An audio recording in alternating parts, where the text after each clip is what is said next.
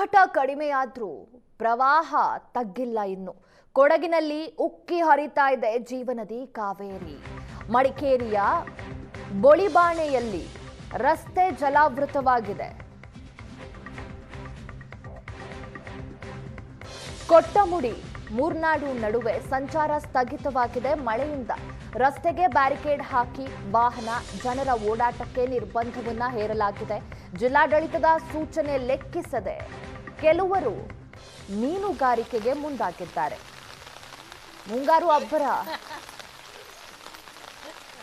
ಕೆಲವು ಕಡೆ ಸ್ವಲ್ಪ ಜೋರಾಗಿಯೇ ಇದೆ. ಪ್ರವಾಹ ಪರಿಸ್ಥಿತಿಯೂ ಕೂಡ ಎದುರಾಗಿದೆ. ಮಡಿಕೇರಿಯ ದೃಶ್ಯಗಳನ್ನ ನಾವು ಕಾಣ್ತಾ ಇದ್ದೇವೆ. ರಸ್ತೆಗಳಲ್ಲಿ ಮೊಣಕಾಲಿನ ಮೇಲೆ ಮಳೆ ನೀರು ನಿಂತಿದೆ. ಹಾಗಾಗಿ ಮೀನುಗಾರರಿಗೆ ಎಚ್ಚರಿಕೆಯನ್ನ ಜಿಲ್ಲಾಡಳಿತ ನೀಡಿತ್ತು. ಹಾಗೆ ರಸ್ತೆ ಸಂಚಾರವೂ ಕೂಡ ಸ್ಥಗಿತವಾಗಿದೆ. ಬ್ಯಾರಿಕೇಡ್ ಅಳವಡಿಸಿ ಜನರಿಗೆ, ವಾಹನ ಸವಾರರಿಗೆ ಓಡಾಡದಂತೆ ಎಚ್ಚರಿಕೆಯನ್ನ ಜಿಲ್ಲಾಡಳಿತ ನೀಡಿದೆ.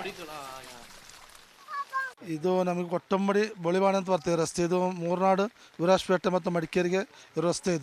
ಇದು ಮಳೆಗಾಲದಲ್ಲಿ ಈಗ ನಿನ್ನೆಯಿಂದ ಸ್ವಲ್ಪ ಒಂದು ಎರಡೂವರೆ ಇತ್ತು ನೀರಿತ್ತು. ಈಗ ಬೆಳಿಗ್ಗೆ ಆಗೋ ಸುಮಾರು 5 ಅಡಿ ನೀರಾಗಿ ನಮಗೆ ರಸ್ತೆ ಸಂಪರ್ಕ ಕಡಿತವಾಗಿದೆ.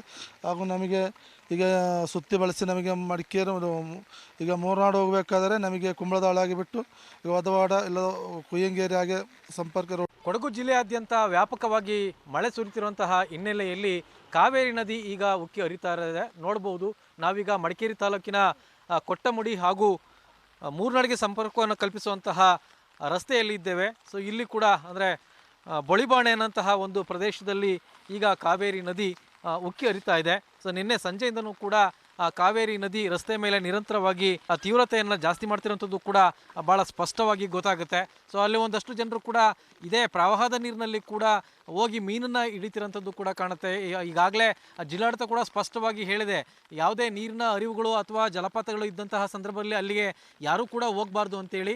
ಆದ್ರೂ ಕೂಡ ಈ ಒಂದು ಪ್ರವಾಹದ ನೀರಿನಲ್ಲಿ ಕೆಲವರು ಹೋಗಿ ಮೀನು ಹಿಡಿತಿರೋಂಥದ್ದು, ಬಲೆಯನ್ನು ಬಿಟ್ಟು ಮೀನು ಹಿಡಿತಿರೋಂಥದ್ದು ಕೂಡ ಕಾಣುತ್ತೆ. ನೋಡ್ಬೋದು ಅವ್ರಿಗೂ ಕೂಡ ಎಷ್ಟು ಎತ್ತರದವರೆಗೆ ನೀರಿದೆ ಅಂತೇಳಿ. ಅಂದರೆ ಅವರ ಸೊಂಟದಿಂದ ಮೇಲ್ಗಡೆ ಅಂದರೆ ಸುಮಾರು ಒಂದು 4 ಇಂದ 5 ಅಡಿಯಷ್ಟು ರಸ್ತೆ ಮೇಲೆ ಪ್ರವಾಹದ ನೀರು ಉಕ್ಕಿ ಹರಿತಾ ಇದೆ. ಅದೇ ನೀರಿನಲ್ಲಿ ಈಗ ಹೋಗಿ ಇಲ್ಲಿ ಮೀನುಗಾರಿಕೆಯನ್ನು ಮಾಡ್ತಿರೋದು ಕೂಡ ಕಾಣುತ್ತೆ. ಇದು ಮೂರ್ನಾಡು ಮತ್ತು ಕೊಟ್ಟಮುಡಿಗೆ ಸಂಪರ್ಕವನ್ನು ಕಲ್ಪಿಸುವಂತಹ ಈ ರಸ್ತೆ ಈಗ ಸಂಪೂರ್ಣವಾಗಿ ಸಂಚಾರ ಬಂದಾಗಿರೋಂಥದ್ದು. ಈಗಾಗಲೇ ಪೊಲೀಸರು ಕೂಡ ಒಂದು ಬ್ಯಾರಿಕೇಡನ್ನು ಹಾಕಿ ಯಾವುದೇ ವಾಹನಗಳಾಗಲಿ ಜನರ ಸಂಚಾರ ಕೂಡ ಮಾಡಬಾರ್ದು ಅನ್ನೋಂತಹ ಸೂಚನೆಯನ್ನು ಕೊಟ್ಟಿದ್ರು ಕೂಡ ಸೊ ಜನರು ಅದ್ಯಾವುದನ್ನು ಕೂಡ ಕೇರ್ ಮಾಡ್ದೇ ಆ ಪ್ರವಾಹದ ನೀರಿನಲ್ಲಿ ಹೋಗೋವಂಥದ್ದು, ಮೀನನ್ನು ಹಿಡಿಯೋಂಥದ್ದು ಆ ಕೆಲಸಗಳನ್ನು ಮಾಡ್ತಾ ಇದ್ದಾರೆ. ಸೊ ಮತ್ತೊಂದು ಕಡೆ ಏನು ಮೂರ್ನಾಡು ಮತ್ತು ನಾಪೋಕ್ಲಿಗೆ ಸಂಪರ್ಕ ಕಲ್ಪಿಸುವಂತಹ ಈ ಹೆದ್ದಾರಿ ಏನಿದೆ, ಈ ಹೆದ್ದಾರಿ ಬಂದಾಗಿರುವಂತಹ ಹಿನ್ನೆಲೆಯಲ್ಲಿ ಎಲ್ಲ ವಾಹನಗಳು ಕೂಡ ಇಲ್ಲಿಗೆ ಬಂದು ಮತ್ತೆ ವಾಪಸ್ ಹೋಗಬೇಕಾದಂತಹ ಪರಿಸ್ಥಿತಿ ನಿರ್ಮಾಣ ಆಗಿದೆ. ಎಷ್ಟೋ ಜನರಿಗೆ ಈ ರಸ್ತೆ ಬಂದಾಗಿದೆ ಅನ್ನೋಂತಹ ಮಾಹಿತಿ ಸರಿಯಾಗಿ ಇಲ್ಲದಂತಹ ಹಿನ್ನೆಲೆಯಲ್ಲಿ ಹೀಗೆ ಬಂದು ಮತ್ತೆ ವಾಪಸ್ ಹೋಗಬೇಕಾದಂತಹ ಪರಿಸ್ಥಿತಿ ನಿರ್ಮಾಣ ಆಗಿದೆ. ಒಟ್ಟಿನಲ್ಲಿ ಇದೊಂದು ಜಾಗ ಅಂತ ಅಲ್ಲ, ಕೊಡಗಿನ ವಿವಿಧೆಡೆ ಎಲ್ಲೆಲ್ಲ ತಗ್ಗು ಪ್ರದೇಶಗಳಿದೆ ಅಲ್ಲಿ ಈಗ ಕಾವೇರಿ ನದಿ ಒಂದಷ್ಟು ರಸ್ತೆಗಳಿಗೆ ಅಥವಾ ಜನವಸತಿ ಪ್ರದೇಶಗಳಿಗೆ ನುಗ್ತಿರೋಂಥದ್ದು ಕೂಡ ಕಾಣುತ್ತೆ. ಒಟ್ಟಿನಲ್ಲಿ ಪ್ರವಾಹದ ಪರಿಸ್ಥಿತಿ ನಿರ್ಮಾಣ ಆಗಿದ್ದು, ಒಂದು ವೇಳೆ ಮಳೆ ಏನಾದ್ರೂ ಹೀಗೆ ತೀವ್ರತೆಯನ್ನು ಪಡ್ಕೊಂಡ್ರೆ ಮತ್ತಷ್ಟು ಸಮಸ್ಯೆ ಆಗುತ್ತೆ ಅನ್ನೋಂಥದ್ದು ಕಾಣುತ್ತೆ. ಕ್ಯಾಮ್ರಾಮನ್ ಪ್ರದೀಪ್ ಜೊತೆ ರವಿ ಎಸ್ ಹಳ್ಳಿ, ಏಷ್ಯಾನೆಟ್ ಸುವರ್ಣ ನ್ಯೂಸ್, ಕೊಡಗು.